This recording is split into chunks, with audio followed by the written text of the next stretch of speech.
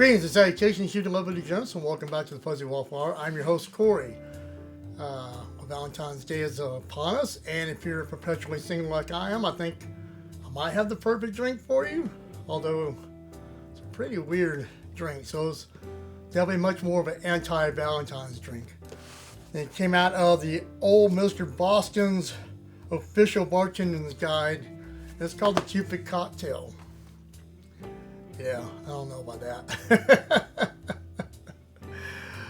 But, you know, we'll try. It's another one of those whole egg cocktails, and I haven't had good luck with them so far, so we'll see. But yeah, as for Anti-Valentine's Day, just a little story. Back in college, me and a buddy of mine used to do an Anti-Valentine's Day dinner. Did it for a few years. We would get livers and deep fry them and grab some cold beer, and that was kind of Anti-Valentine's Day. I don't know why that was, or we just, one year we had, got bored and wanted to make some, and it just became a tradition for a few years. But yeah, the good thing is, whatever's left over you can go fishing with. It's catfish, love them here in the South. But yeah,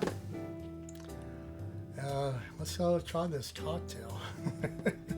But yeah, with all that being said, I am not a bartender. Do not take any of this as bartender advice. So let's try this weird cocktail.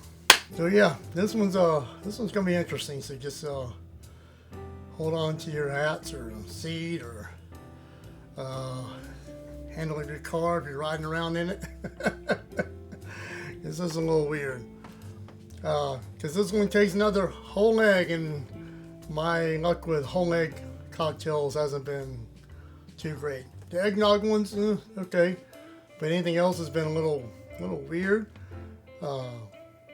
Egg whites has been fine, but not the whole egg. So, and this has got powdered sugar, so it's almost like we're baking something, but we're not. So, yeah, let's just start from the top and see what happens.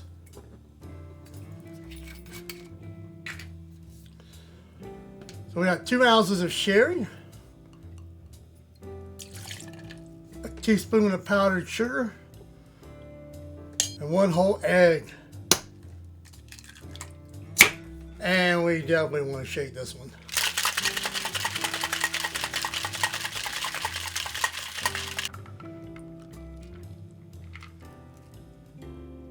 And it says top it off with a little nutmeg, and I guess we're not done with nutmeg yet.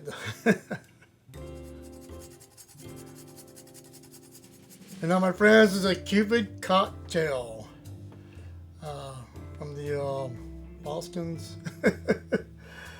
No, Mr. Boston's guide.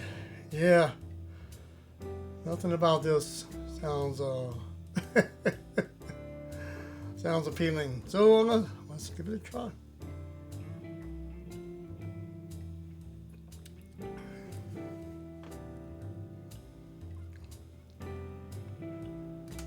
That's just weird. That definitely doesn't hint at romance at all. I don't know where they got the name Cupid from, but yeah.